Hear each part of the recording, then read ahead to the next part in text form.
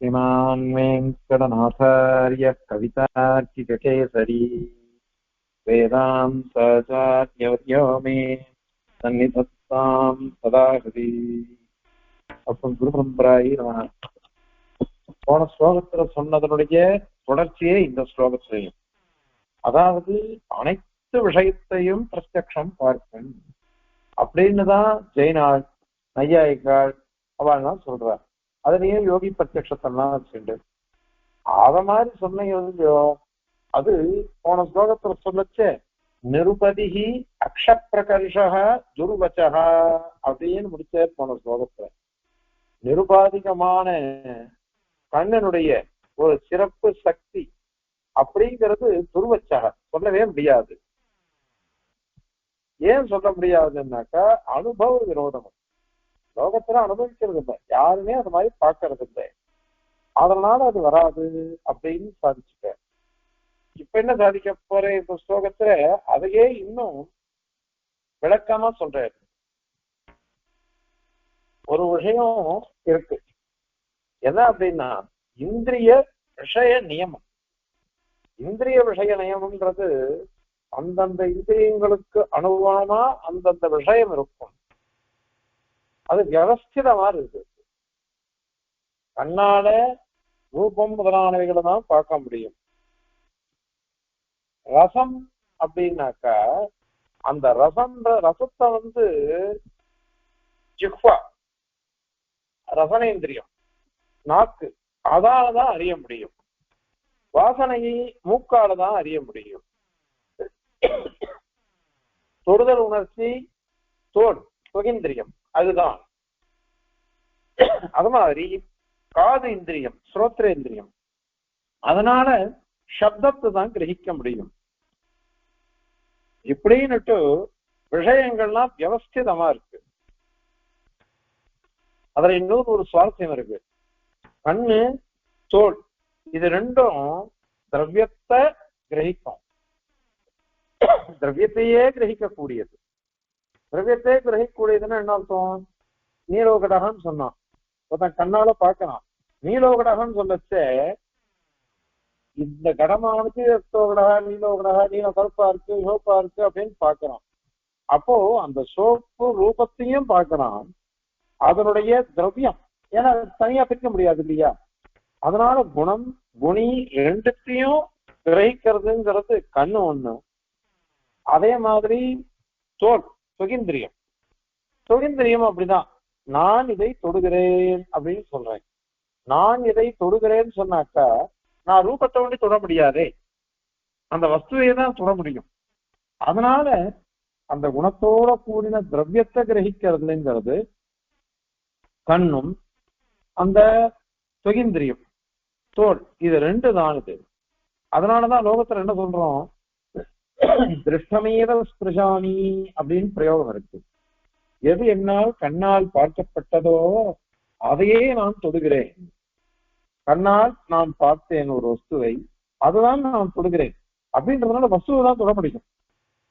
அதனால இந்த ரெண்டு இந்திரியங்களை இது பண்றது, ரெண்டு இந்திரியங்களும் குணியையும் கிரகிக்கும் குணத்தையும் கிரகிக்கும். ஆனா ரசனேந்திரியம் அப்படின்றது என்ன பண்ணோம்னா அந்த சுவைய ஒண்டிதான் கிரகிக்கும். சுவைய ஒண்டிதான் அது கிரகிக்கிறது, வஸ்துவை கிரகிக்காது. அதே மாதிரி மூக்கால வாசனை, புஷ்பத்தை அது கிரகிக்கல, புஷ்பத்தை கண்ணுதான் கிரகிக்கிறது. அந்த புஷ்பத்தினுடைய வாசனைய மூக்கு தான் கிரகிக்கிறது. அதனால அதுவும் குணத்தோண்டிதான் கிரகிக்கும். அதே மாதிரி ஸ்ரோத்திரம் சப்தத்தை ஒண்டிதான் கிரகிக்கும், வஸ்துவை கிரகிக்காது. ஒரு மோளம் இருக்கு, மோளத்தினால அடிக்கிறான், அந்த சப்தத்தை வைக்கிறான், அந்த சப்தம் வருது. அந்த சப்தங்கிறது மோளத்திலிருந்து வரக்கூடியது.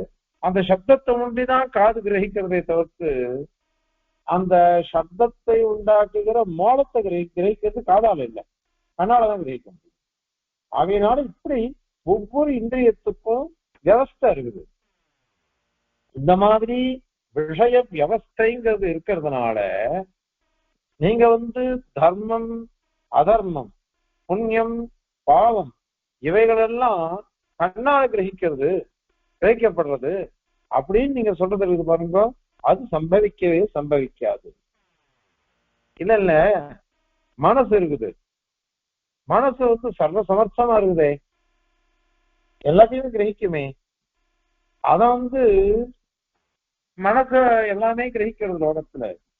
அதாவது அவருடைய அபிப்பிராயம், எந்த இந்திரியத்தினால எந்த விஷயத்தை கிரகிச்சாலும் அதுக்கு மனசு சேரணும். மனசு சேர்ந்தாதான் எல்லாத்தையும் கிரகிக்க முடியும். அப்ப மனசு எல்லாத்தையும் கிரகிக்கிறதா இல்லையா? அதனால இதையே நீ ஒத்துக்க மாட்டேன்ற, பிரத்யக்ஷமா எல்லாத்தையும் கிரகிக்கும் அப்படின்னு நாங்க சொல்றோம். அது என்ன தப்பு? அதுக்கு சுவாமி என்ன பதில் சொல்றாரு, அது தவறு.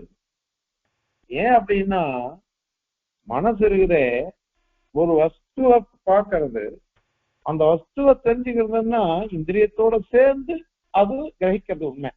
ஆனா மனசனால ஒரு வஸ்துவனுடைய குருத்தம் பெருசா இருக்குது, வலுவா இருக்கு, நல்ல பலுவா இருக்கு, வெயிட்டா இருக்குன்றான். அதை வந்து மனதுக்கு கிரகிக்காத இல்லையோ? அது எதை கிரகிக்கும்? நான் கையால தூக்கி பார்த்தாதான் எனக்கு குருத்தமே தெரியும். அது இது எடையோட இருக்கா, பலுவா இருக்கா, இல்ல லேசா இருக்கா அப்படிங்கிறது எப்ப தெரியும்னா, நம்ம இதுவா தூக்கி பார்த்தோம்னா, கையால தூக்கி பார்த்தாதான் தெரியுது. அதுல மனசுல வரலையே, அதனால அது எப்படி வரும்? அதாவது எல்லாத்தையும் கிரகிக்கணும்னா அந்த குருத்துவங்கிற வலுவை தெரிஞ்சுக்கிறது கூட மனசுக்கு காரியமா இருக்கணும். ஆனா அது இல்லையே. அப்போ நீ சர்வ கிரகணம் மனசுக்கு வராதே அப்படின்னு சுவாமி பதில் சொல்றாரு. அதுக்கு அவன் என்ன சொல்றான், இல்ல இல்ல, குருத்தம்ன்றது அதீந்திரியம், அது கண்ணாலேயோ எதனாலேயோ கிரகிக்க முடியாது.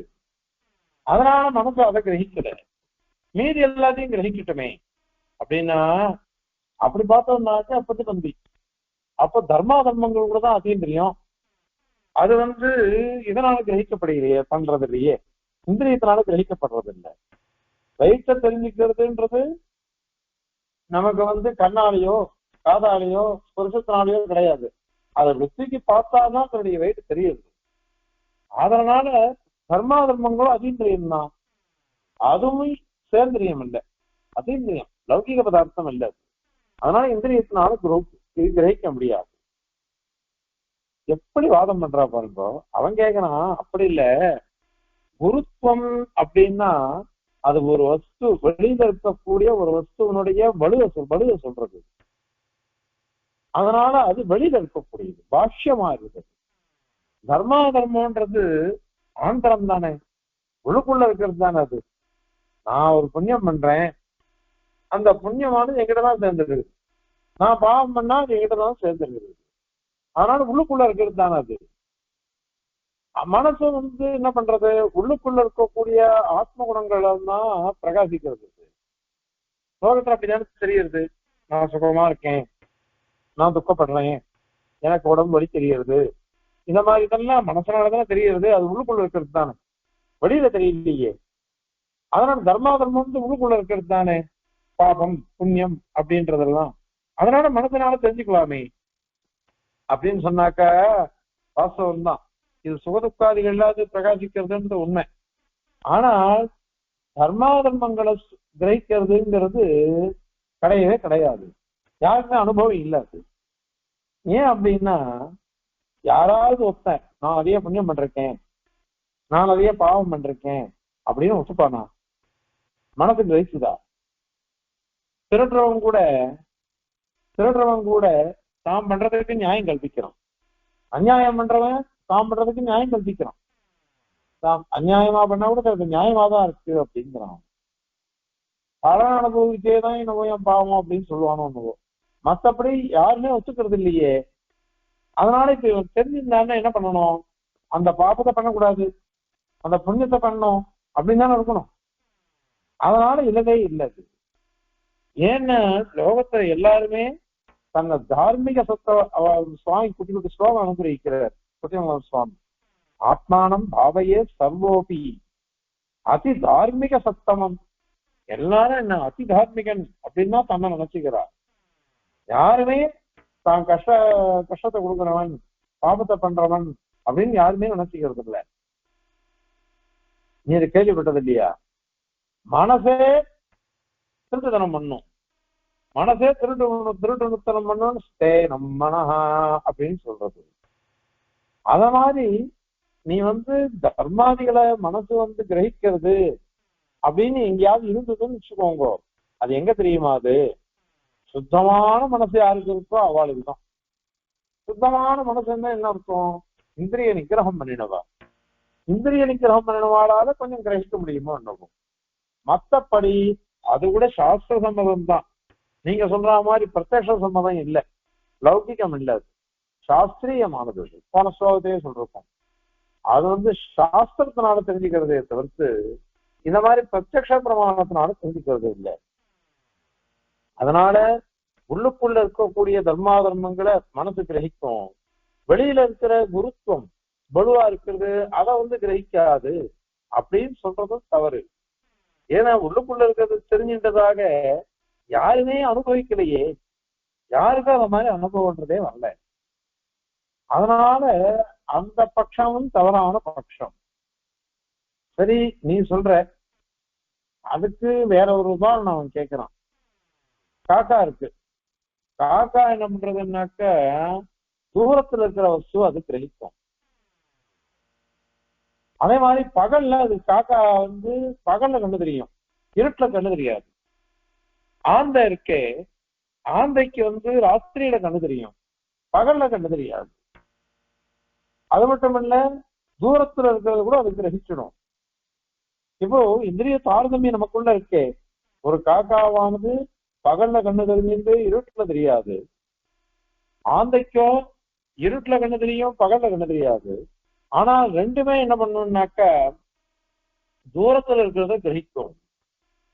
அப்படின்லாம் லோகத்துல பார்க்கணும், அனுபவிக்கணும். அது அதனால இந்த மாதிரி யாருக்காவது அதிசயமான சக்தி இருக்கலாமே.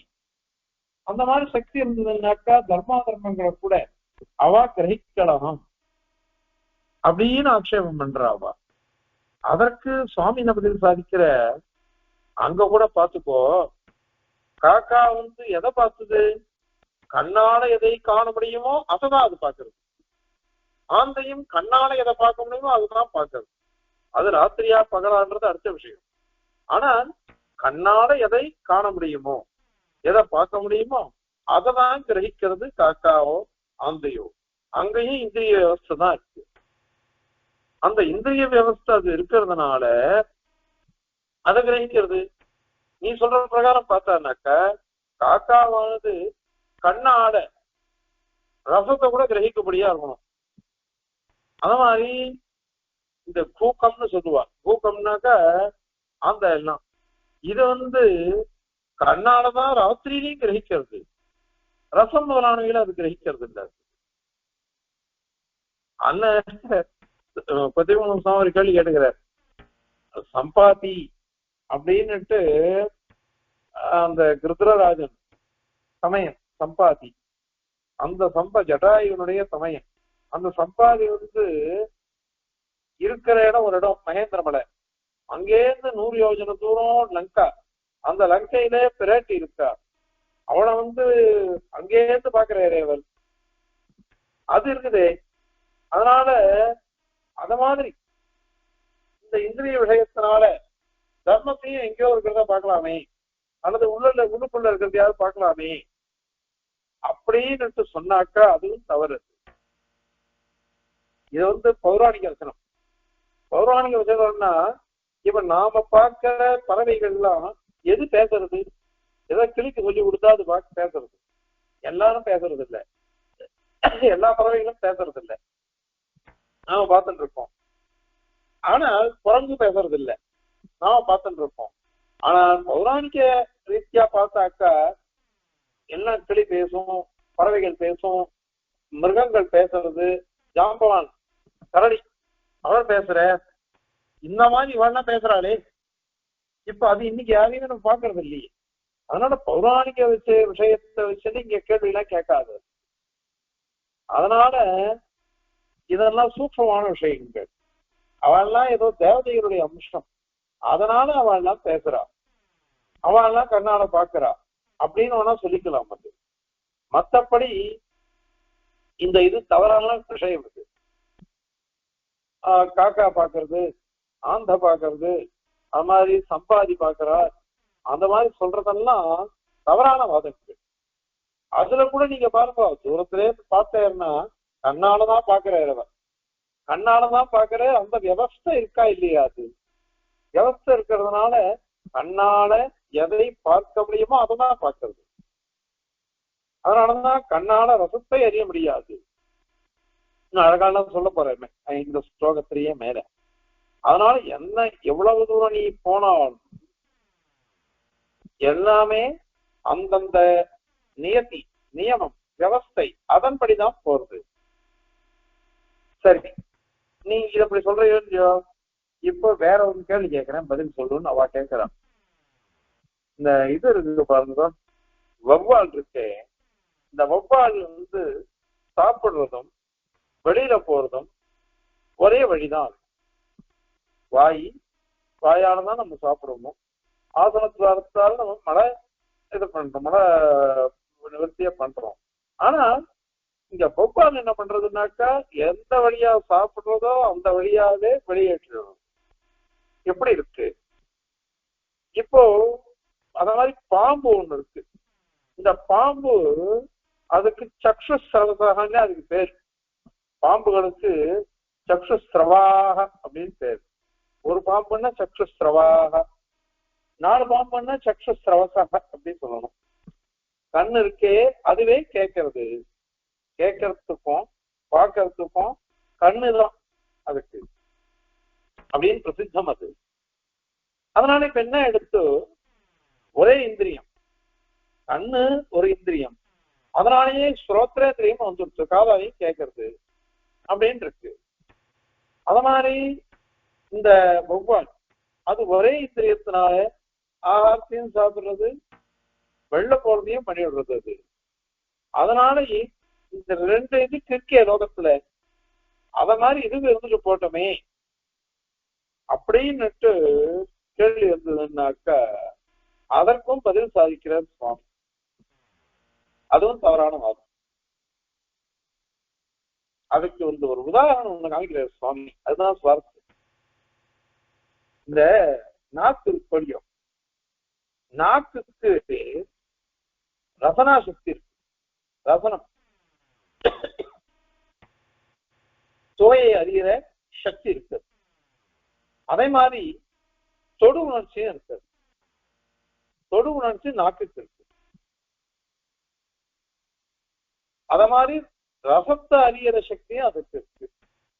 இப்போ ஒரே இந்திரியம் தான், ஒரே இந்திரியத்துல, அதாவது ஜிப்வா நாக்கு, அந்த நாக்குல இந்த 2மே சேர்றது. 2மே சேர்றதுனால இப்போ நீ என்ன சொல்ல போற, அந்த நாக்கே 2த்தையும் கிரகிக்கிறது சொல்ல போறியா? அது கிரகிக்க முடியாது. ஏன் அப்படின்னா அவருடைய ஏற்கனவே சொல்லியிருக்கோம், ஜடத்திரவிய சரத்துல இந்திரியங்கள்லாம் எப்படி இருக்கும்னா சூக்ஷ்மமா இருக்குது. சூக்ஷ்மமா இருக்கு.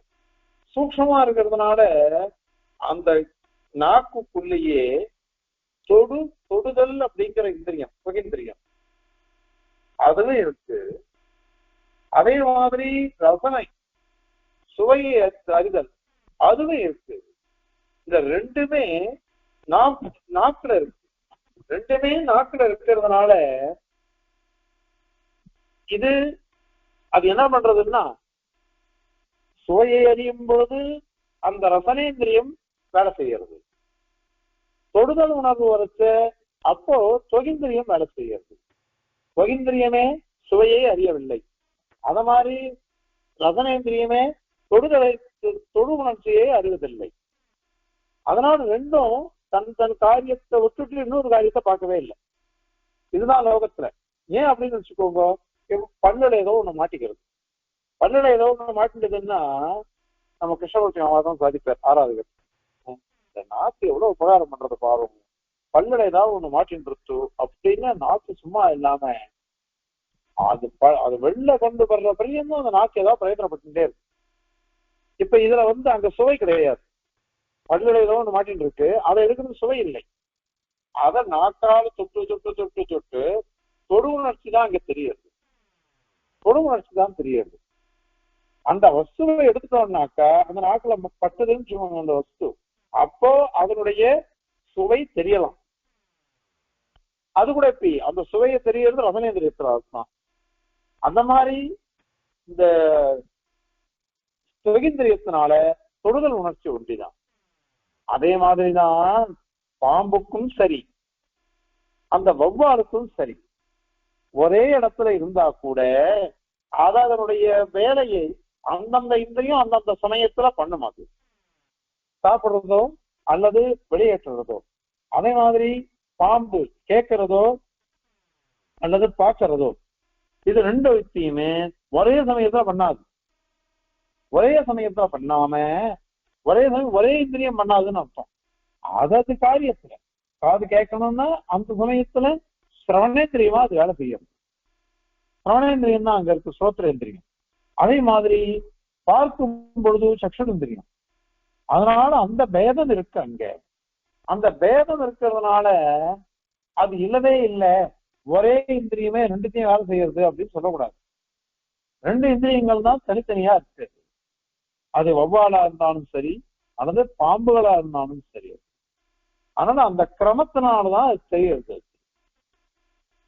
அதே மாதிரிதான் அது அந்த ஸ்தானம் மாத்திரம் ஒரே இடமா இருக்கு. அதுக்குதான் சுவாமி என்ன பதில் சொன்னார் அப்படின்னாக்க, நாக்க சொல்ற நாக்குல சுகேந்திரியம் இருக்கு, அதே மாதிரி ரசனேந்திரியம் இருக்கு.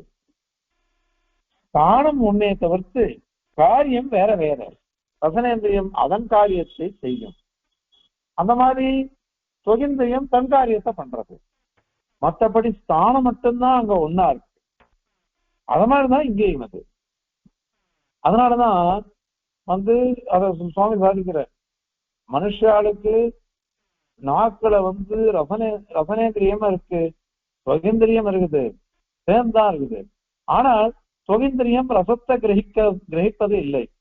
அந்த மாதிரி ரசனேந்திரியம் ஸ்பர்சத்தை கிரகிக்கிறது கிடையவே கிடையாது. அதனால இந்திரிய வியவஸ்தைங்கிறது மீற முடியாது. ஆனா தர்மம் நீங்க சொல்றீங்க பாருங்க, அந்த தர்மம்ன்றது என்னது அப்படின்னா வேதத்தினால அறியப்படுவது. வேதத்தினால தெரிஞ்சுக்கப்படுற தர்மத்தை போய் நான் கண்ணால பாக்குறேன் நீ வியவஸ்தை மாத்தாத. அப்படி சொன்னேனாக்கா எல்லாத்தையும் மாத்திட்டே இருக்கணும். எல்லாமே எல்லா இதுவும் வந்துடும். அது எல்லா இதுவும் வந்துருச்சுன்னா அது ரொம்ப தவறாதான் போயிடுமே. அது அதனால இந்த வியவஸ்தையை மீறக்கூடாது.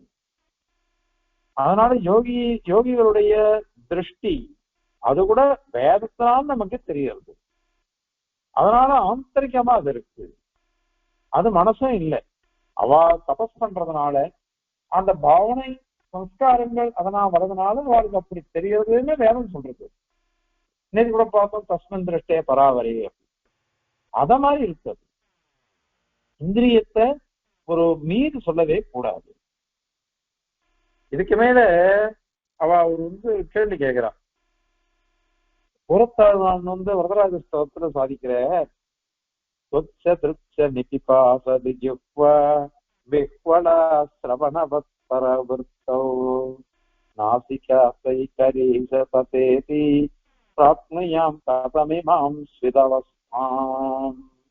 அற்புதமான ஸ்லோகம். சொற்கு அப்படின்னா சுகேந்திரியம், திருக்கு சக்ஷுரேந்திரியம், ஜிஹ்வா அது ரசனேந்திரியம். இவைகள் சிரவணவத்து சுரோத்திரேந்திரியம். அந்த மாதிரி நாசிகா கிராணேந்திரியம். கரீஷ தேவப்பெருமாளை பார்த்து சொல்லச்ச இந்த 5 இந்திரியங்களும் என்ன பண்ணணும்னு ஆசைப்படுறது தெரியுமா? உன்னுடைய அழகு, உங்ககிட்ட இருக்கிற கல்யாண குணங்கள், அது அத்தனையும் அப்படியே பருகணும், குடிக்கணும், அந்த மாதிரி ஆசைப்படுறது அது. அப்படின்னு அவர் கேட்கிறாரு. பருகணும்னா ஆசைப்படுறது. திருச்ச நிபிபாசதி. பிபாசான்னு குடிக்கிறதுன்னு அர்த்தம். அதாவது உறிஞ்சி சாப்பிடுறது, பருகிறது அப்படின்னு அர்த்தம். அது அந்த மாதிரி இருக்கே. இப்போ அந்த மாதிரி நாங்க சொல்லல, நீங்க ஒத்துன்னு இருக்கக்கூடிய குரத்தாழ்வான் அற்புதமா அனுபவிக்கிறாரு. அப்படி அனுபவிக்கிற சமயத்துல இத இந்திரிய வியவஸ்தையே இல்லையே இங்க, எல்லாத்தையும் இதுவாதான் சொல்றாரு. ஒன்னு அனுபவிக்க கூட என்னுடைய தோளம் சுகந்திரியம் அது உன்னையே பருகணும். அது பருக முடியுமா? தோளால பருக முடியுமா? வெறும் சுகந்திரியம் தானே, சுகந்திரியத்தினால பருக முடியுமா? அது முடியாது. அந்த மாதிரி அதே மாதிரிதான் ஸ்ரோத்ரேந்திரியத்தினால பருக முடியாது. ஸ்ரோத்ரேந்திரியமானது அங்க சொல்லப்படக்கூடிய வசனங்களை கேட்க முடியும், அவ்வளவுதான். நாக்குனால பருக முடியாது, பருக முடியும், ஆனால் அந்த சுவைதான் அறிய முடியும். கிராணேந்திரியத்தினால வாசனையே அறியலாம், பிரமானுடைய திருத்துழாய் அல்லது புஷ்பங்கள், அதுதான் நம்ம அனுபவிக்க முடியும். அப்படி இருக்குச்சு இத எப்படி இது சொல்றது? இது மூக்கும் காது மாதிரி, மூக்கு சிரவணவது, நாசிகா மூக்கானது சிரவணவது, காது எப்படி உன்னுடைய திருக்கல்யாண குணங்களை யாராவது பேசினா கேட்குமோ அந்த மாதிரி என்னுடைய மூக்கு கூட கேட்கணும்னு ஆசைப்படுறது. அப்படின்லாம் கேட்கிறாரு. இப்போ இந்த அவஸ்தைன்றது இது எப்ப எனக்கு இந்த நிலை கிடைக்கும் அப்படின்னு கேட்கிறேன். இப்ப இது இந்திரிய வியவஸ்தைய பாதித்த, இங்க இந்திரிய வியவஸ்தையே இல்லையே. நீ இந்திரிய வியவஸ்தை இருக்குன்னு சொல்லிட்டு இருக்க, ஆனால் கூறத்தாழ்வோனா இத மாதிரி கேட்கிறாரு. அதற்கு என்ன பதில் சொல்வார் அப்படின்னு சொன்னாக்க, இந்திரிய வியவஸ்தை இங்க இல்லைன்னு யார் சொல்றா? கூறத்தாழ்வா அப்படி சாதிக்கவே இல்லையே. எனக்கு இந்த நிலை எப்பொழுது கிடைக்கும் அப்படின்னு தான் கேட்கிறாரு. இந்த இந்த ஸ்லோகத்துல சொன்னது கூட என்ன அப்படின்னா, இது நிர்ணயித விஷயம்தான். ஏன் அப்படின்னா, இவர் கேட்கறது இந்த நிலை எப்பொழுது வரும்னு கேட்கிறார். இந்த நிலைன்றது முக்தி நிலையில தான், முக்தி நிலையில தான். பெருமாளை பத்தி சொல்லச்சே அபாதி அபானி பாதா ஜவனோ கிரகீதா அப்படிங்கிறது. கை இல்லை, கால் இல்லை, கால் இல்லாமலே அவன் ஓடுறான், கை இல்லாமலே அவன் எடுத்துக்கிறான், கிரகீதா அப்படின்னு சொல்றது. இது பஷ்யத்ய சக்ஷு சசுர்ணோத்ய கர்ணா அப்படின்னு சொல்றது. கண் இல்லை ஆனால் பார்க்கிறான், காது இல்லை ஆனால் கேட்கிறான். அந்த மாதிரி அபானிப்பாத ஜவனோ கிரகீதா அப்படின்னு பெருமாள் சொல்றது. ஆக இப்ப இந்திரியம் இல்லாமலே பெருமாள் என்ன பண்ற, எல்லாத்தையும் கிராஷிக்கிறார். அதுக்கு ரெண்டு விதமான சமாதானம். முதல் சமாதானம் சாதாரணமானது. இது பெருமாளுக்கு எல்லாம் அப்ராகிருதம், நமக்கு இருக்கிற மாதிரி பிராகிருதம் இல்லை, பிரகிருதி சம்பந்தத்தினால இது வர்றது இல்லை, அப்ராகிருதமா இருக்குது அப்படின்னு பொதுவா சமாதானம். ரெண்டாவது சமாதானம் தான் முக்கியம். அவன் சர்வஜனானபடியினால, நேற்று சொன்ன யோ வேச்சு யுகபசர்வம் அப்படின்னு சொல்லு, அத மாதிரி எல்லாம் ஒரே சமயத்துல தெரியாது. நம்ம அஷ்டாவதானம் சதாவதானம்லாம் அவருக்கு அபியாசப்பட்டுதான் அவர் தெரிஞ்சுக்கிறார். நம்ம காதால கேட்டு இருக்கச்சே கண்ணால பார்க்க முடியாது, உனக்கு பார்த்துட்டு இருக்கோம். யாரோ பேசுறத கேட்டு இருக்கச்சே கண்ணு வேலை செய்யாது, மனசு என்ன பண்றதுன்னா சிரவண சோத்திரேந்திரியத்தோட சேர்ந்து போயிடுது. அதனால இந்த அபானிப்பாதன ஜவனம் கிரகிதா அப்படின்னா பெருமாளுக்கு அவன் சர்வஜானபடியினால ஞானத்தினாலேயே அனைத்தையும் அறிகிறான். அந்த ஞான நிலை வந்துருச்சுன்னு வச்சுக்கோங்களேன். அப்ப என்ன ஆகும், அவனுக்கு இந்த இந்திரியங்களே தேவையில்லை. இது ஏற்கனவே சொல்லியிருக்கோம். இது முக்கிய வகையில இவனுக்கு உடம்பு உண்டா இல்லையான்னு கேள்வி கேட்டு இருக்கா.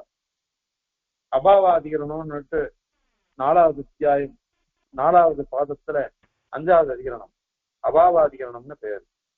அந்த அதிகரணத்துல பாதரி மகர்ஷி சொல்றார், முக்தி நிலையில உடம்பே கிடையாது அவனுக்கு அப்படின்னு சொல்லிட்டார். தேவனி மகர்ஷி என்ன சொன்ன, ஏன் கிடையாது, உண்டு. ஏன்னா ஏகதா பவதி, திருதா பவதி, பஞ்சதா பவதி, சப்ததா பவதி, சஹசிரதா பவதி அப்படின்லாம் இருக்கு. முக்தி தசையில அவனுக்கு உடம்பு உண்டுன்னு, ஏன்னா ஆத்மா அணுதானே, அது 1, 3, 5, 7, 1000 மாறாது. அதனால உடம்புதான் அவனுக்கு பலவாக இருக்குது. அதனால பாவம் ஜெயமினில் திகழ்பாமனாத் அப்படின்னு சூத்திரகாரர் சொல்றாரு. ஆனால் சூத்திரகாரர் உள்ள என்ன அப்படின்னா, இவன் இஷ்டப்பட்டா உண்டு, இல்லாத பண்ணா தேவையில்லை. ஏன் இஷ்டப்பட்டா அப்படின்னா, அவனுக்கு எதுக்கு உடம்பு, எதுக்கு தேவை? இந்த மாதிரி பிரகிருதி மண்டலத்தில் இருக்கச்சே இந்திரியங்கள்லாம் நமக்கு தேவை.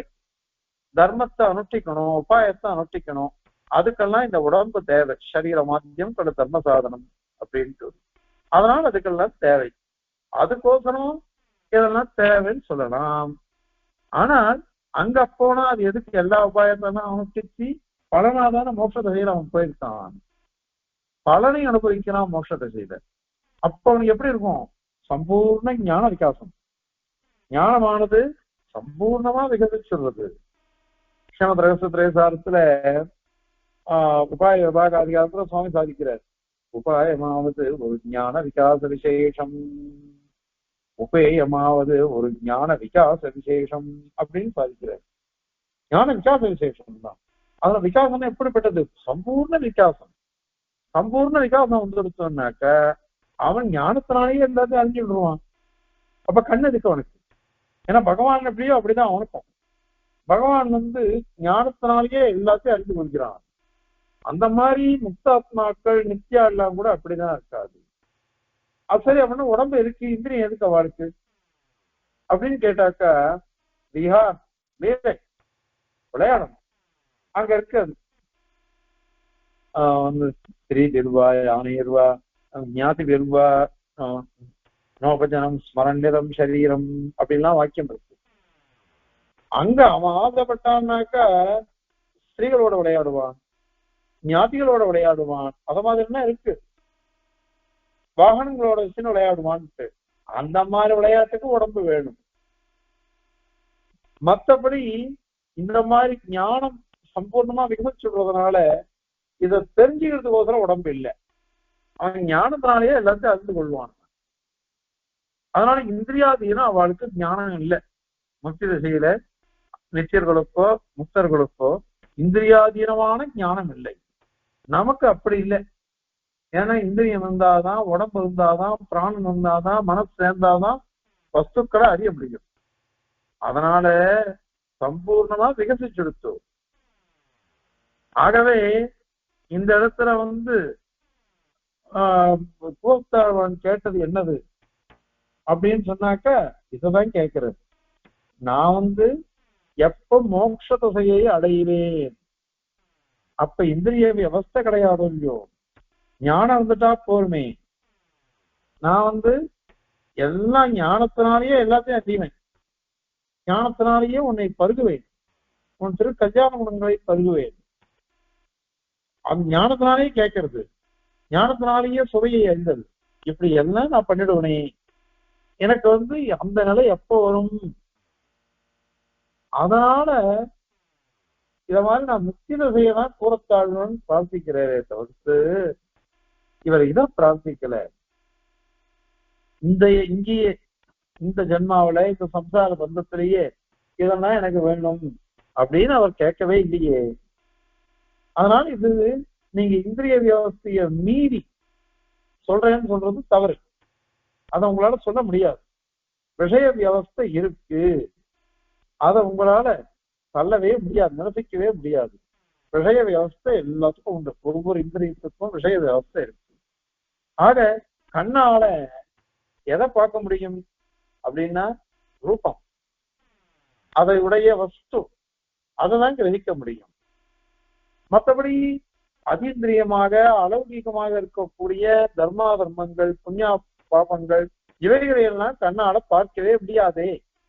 பார்க்கவே முடியாத விஷயத்தை போய் நீங்க இது மாதிரி யோகி பிரத்யக்ஷத்துல அப்படி பார்க்கலாம் எப்படி பார்க்கலாம்னு சொல்றது தவறு. இன்னொரு விஷயம் சொன்னோம், எல்லாம் தரிசன சமான ஆகாரம் தான்.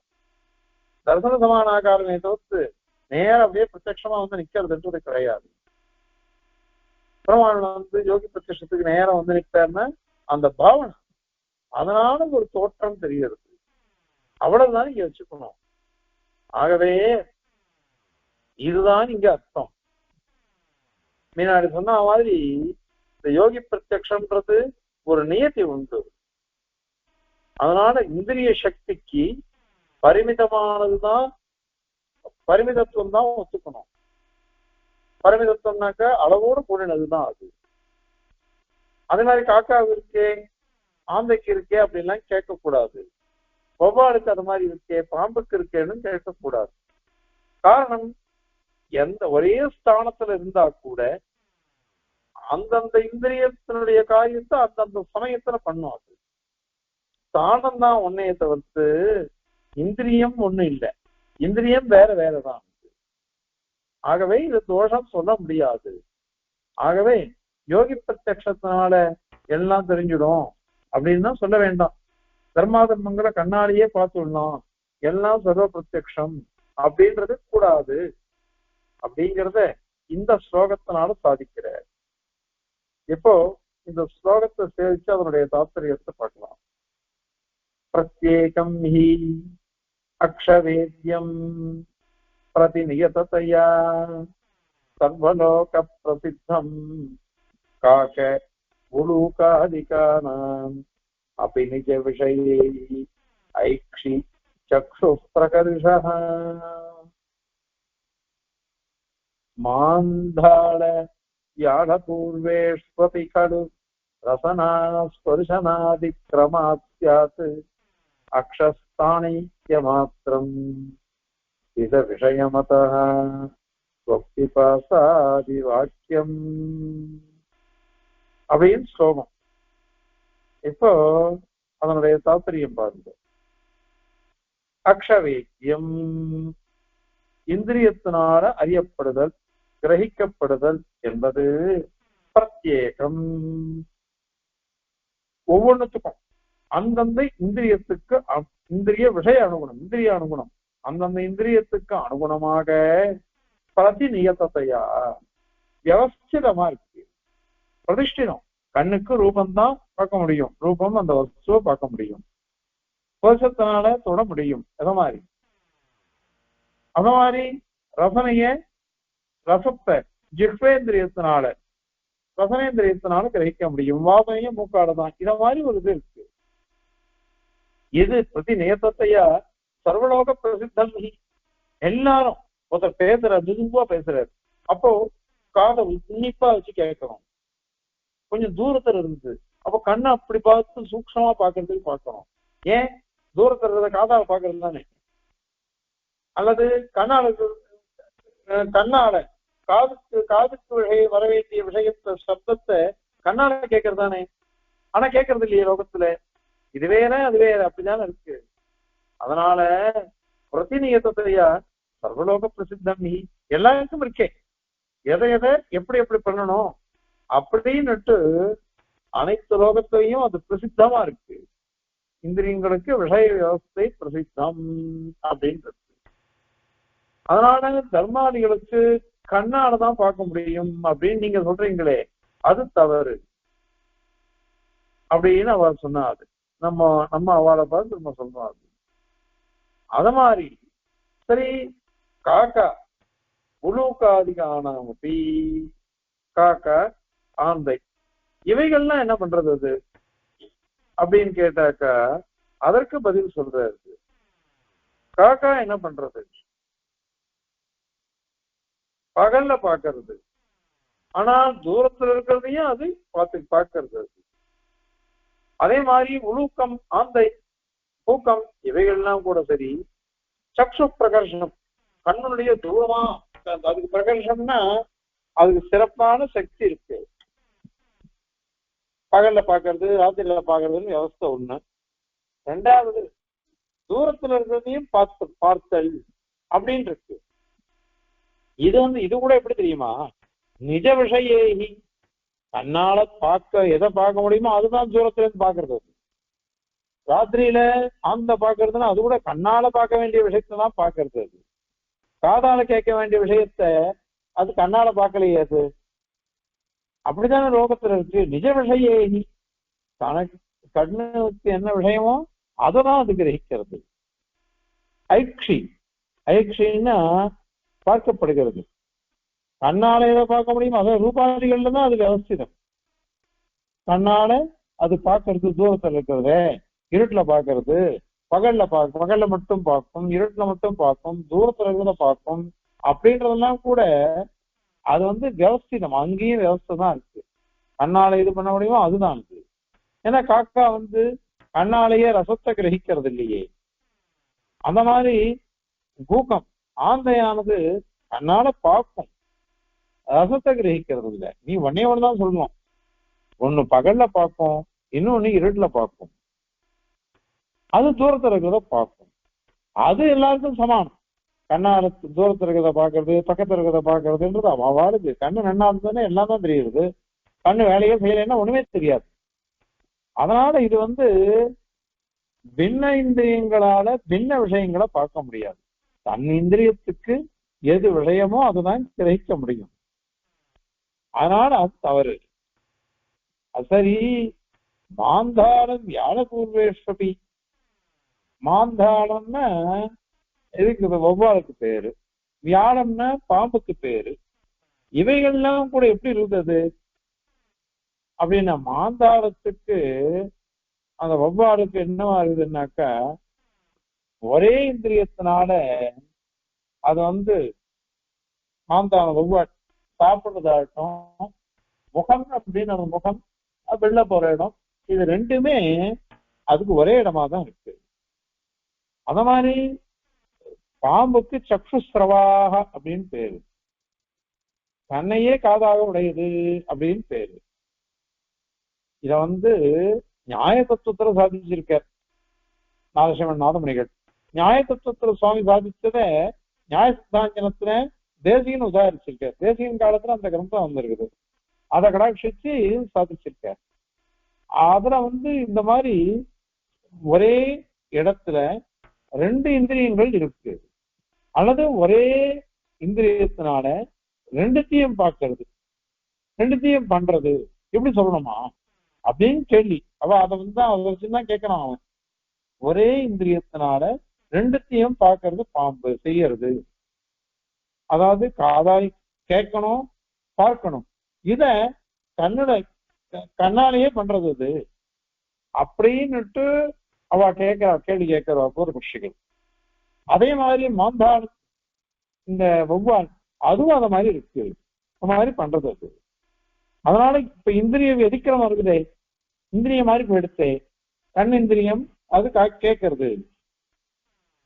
அப்ப கண்ணால பார்க்க வேண்டிய விஷயத்தானே பார்க்கணும், ஆனா ரெண்டும் பண்றதே அப்படின்னா கேள்வி வந்தது என்ன? மாந்தாளம் வியாழபூர்வேஸ்வபி, அதுல கூட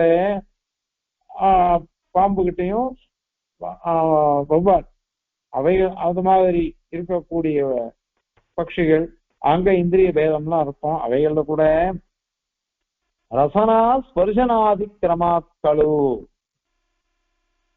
ரசனை அது நாக்குல தான் இருக்கு, ஆனால் அதுல கூட தொடு உணர்ச்சி இருக்கோ இல்லையோ.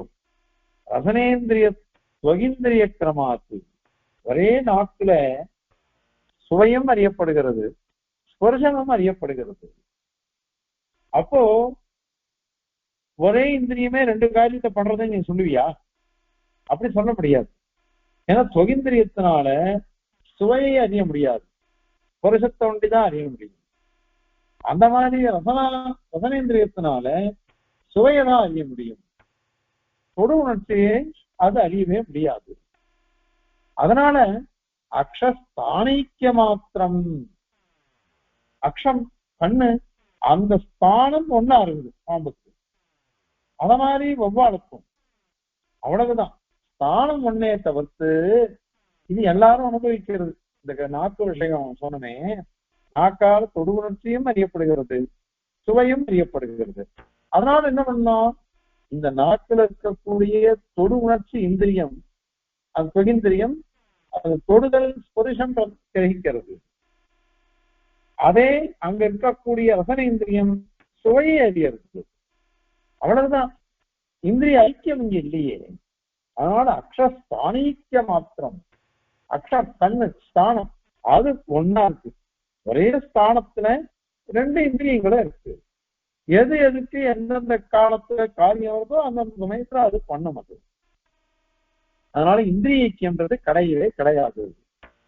அதனால தர்மம்ன்றது வேதைக்கு வைத்தியம் தான், வேதத்தினால மட்டுமே அறியப்படும். இல்லாத போனா இந்திரிய வியவஸ்தையானது விபரீதமா போயிடும். ஆனா லோக அனுபவம் அப்படி இல்லை. எந்த இந்திரியத்தினால எதை செய்ய முடியுமோ அதுதான் அதனுடைய காரியத்தை பண்ணும், எல்லாம் கிடையாது. சரி, அப்போ சிவசாகரேஸ்வரர் கூறத்தாழ்வான் சொன்ன பாருங்க, கொச்ச திருச்ச நிதிப்பா சதி ஜிப்பா ஸ்ரவணவத் பரவர்த்தோ நாசிகா துவைகரி சுபதேதி சாப்னயாம் கதமைமாம் சிரவஸ்தாம் அப்படின்னு சாதிக்கிறாரு. இப்ப இங்க இந்திரிய விடய அதிவர்த்தனம் இருக்கு. இந்திரிய விடயங்களை மீறி படுறது, தன் விடயத்தை மீறி தாண்டி வேற விஷயத்தை கிரகிக்கிறதை வந்து தொடு உணர்ச்சியினாலையும் கண்ணு கட்சிந்திரியத்தினாலும் நான் பருகணும். அந்த மாதிரி காது எப்படி குணங்கள் எல்லாம் கேட்கறதோ அப்புறம் அதனுடைய திருக்கல்யாண குணங்கள் எல்லாம், அந்த மாதிரி மூக்கு கூட கேட்கணும்னு ஆசைப்படுறது. இந்த நிலை எனக்கு எப்ப வரும் அப்படின்னு அவர் கேட்கிறாரு. இதனால இந்திரியங்கள்லாம் விஷய வியவஸ்தையை விட்டுட்டு போகணுன்ற மாதிரி தான் அவர் சொல்றாரு.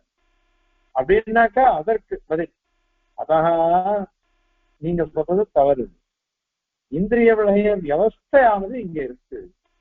அது இருக்கிறதுனாலதான் பிபாசாதி வாக்கியம், சுகேந்திரியம் பருகிறது பிபாசா, இந்த மாதிரி வாக்கியம் கூட ஸ்தித விஷயம். ஸ்திதம்னா திருடமான விஷயம், பிரதிஷ்டிதமான விஷயம், வியவஸ்திதம் விஷயம், நிர்ணீத விஷயம் பதிக்கிறது. நிர்ணீதமான விஷயம் ஏன் அப்படின்னா முக்கிய திசையில ஞான பிரசனம் தான் இருக்கு, அது இந்திரியாதீனம் இல்லை. அதனால இந்திரியாதீனம் இல்லாததுனால அது பிரவகிக்கும். அது அததான் இங்க சொல்றது. அது ஏன்னா நமக்கு இப்ப இங்க பந்தம் இருக்கு, அங்க அந்த பந்தமே இல்லை. அதனால அந்த முக்கிய அவஸ்தையை நான் எப்பொழுது அடைவேன், அப்பொழுதுதான் ஞானத்தினாலேயே உன் திரு கல்யாண குணத்தை நான் பருகுவேன். அந்த அர்த்தம் தான் அது. கேட்க வேண்டியதும் ஞானம், கேட்பதும் ஞானம். அதாவது பருக வேண்டியதும் ஞானம், பருகுவதும் ஞானமே. பார்க்க வேண்டியதும் ஞானம், பார்ப்பதும் ஞானமே. எல்லாம் ஞான ரூபமா தான் இருக்கும். அந்த நிலையை நான் எப்பொழுது அடைவேன் அப்படின்னு நான் சாதிக்கிறேன். ஆகையினால இந்திரிய வியவஸ்தையானது எப்பொழுதும் இருக்கு. முக்தி நிலையில இந்திரிய வியவஸ்தை கிடையாது. காரணம் என்ன, இந்திரியம் அவனுக்கு தேவையில்லை. அவனுக்கு அவன் ஞானத்தினாலேயே அறிஞ்சுருவான், தெரிஞ்சுருவான். சந்தானாவஸ்தையில தான் இந்திரிய வியவஸ்தா இருக்கு, அதை மீறவே முடியாது. அது விஷய வியவஸ்தையே கிடையாதுன்னு நீங்க சொல்ல முடியாது. அதனால பிரத்யக்ஷமானது அனைத்தையும் கிரகிக்கும், ஆகவே தர்மாதர்மங்களையும் கிரகிக்கும் அப்படின்னு வாக்கியமே கிடையாது. அதை நீங்க சாதிக்கவே முடியாது. ஆக இந்த இது பரியந்தம் சொன்ன ஸ்லோகங்கள்னால பிரத்யக்ஷ பிரமாணத்தை பத்தி ஸ்பஷ்டமா சொல்லி முடிச்சுட்டாரு. பிரத்யக்ஷம்னாக்கா சாட்சாத் பிரதிபது, அதாவது சாட்சாத் பிரதீதி, நேர அறிதல், அதுதான் பிரத்யக்ஷ லட்சணம். பிரபாகரன் அதுதான் சொல்ற. அதை சொன்ன அது ரெண்டு விதமா பிரிக்கப்படும். நிர்விகல்பகம் கவிகல்பகம் ரெண்டு விதமா பிரிக்கப்படும். அதுல நிர்விகல்பகம்ன்றது வேறு ஒண்ணுமே இல்லாம அர்த்தம் இல்லை. பிரதம பிண்ட கிரகணம் முதல்ல பாக்குறான் அர்த்தம். முதல்ல ஒரு வஸ்துவை பார்த்து நான் தெரிஞ்சுக்கிறான் பாருங்க, அதுக்கு பேரு நிர்விகல்பகம். அதுதான் அந்த காலத்துல காலக்ஷேமம் பண்ணிட்டு வரதாஜா சுவாமி எனக்கு வேதார்த்தம் பேச்சுட்டு வேலத்து சுவாமி வந்தார். அப்ப சொன்னார், அயம் கடக அயமப்பி கடக அப்படின்னு லோகத்துல பிரயோகம் இருக்கு. அயம் கடகான்னு நிர்விகல்பகம், அயமப்பி கடகா அப்படின்னா சவிகல்பகம். அதை அப்ப சாதிச்சார். அந்த மாதிரி அதையும் சொல்லி முடிச்சுட்டார். பௌத்தாள்னா நிர்விகல்பகமே போரும், சவிகல்பகம் கூடாதுன்னு சொன்னா அதை கண்டிச்சார். வையாகரனால் சவிகல்பகம் போரும், நிர்விகல்பகம் வேண்டாம் அப்படின்னா அதையும் கண்டிச்சுட்டார். அதே மாதிரியாக நையாயிகன் சொல்ற சில விஷயங்கள் யோகி பிரத்யக்ஷம் அதையும் எல்லாமும் கண்டிச்சுட்டார். ஜெயினன் சொல்றதையும் இப்ப கண்டிச்சுட்டார். ஆகவே இந்திரிய சக்திங்கிறது நியத விஷயம், பரிமித விஷயம்தான். அது முக்கிய திசையில வேற மாதிரி இருக்கும் அப்படின்றதான் கடைசியில சொல்லி முடிச்சு பிரத்யக்ஷ பிரமாண விஷயத்தை சாதிச்சு முடிச்சார். இது பர்யந்தம் இந்த புத்தி சரத்துல ஞானம்னா என்னன்னு சொன்னார். அது எப்படி பிரமாணம், எது பிராமான்யம் எப்படி அப்பிராமான்யம் எப்படி ஞானத்துக்குன்னு அதை சொல்லேன். மூணாவது சாதி விசாரத்தை பற்றி ரொம்ப விமர்சையா விசாரிச்சார். அதன் பேர் பிரத்யக்ஷத்தை விசாரிச்சுட்டார். அடுத்தது அனுமானத்தை விசாரிக்க போறார். அது அடுத்த ஸ்லோகத்துல வரும். இப்போ இந்த ஸ்லோகத்தை சேவிக்கலாம். பிரத்யேகம் ஹி அக்ஷவேத்யம் பிரதிநிகததயா சர்வலோக பிரசித்தம் காகோ லோகாதிகானாம் அபி நிஜ விஷயேஹி ஐக்ஷி சக்ஷு பிரகர்ஷः மாந்தாலவ்யானபூர்வேஷ்வபி கடு ரசனாஸ்பர்ஷனாதிக்ரமாஸ்ய அக்ஷஸ்தானைத்யமாத்திரம் சித விஷயமதः स्वस्तिपासादिवाक्यम् कवितार्किकसिंहाय कल्याणगुणशालिने श्रीमते वेङ्कटेशाय वेदान्तगुरवे नमः। अस्मद्गुरुपरम्परायै नमः।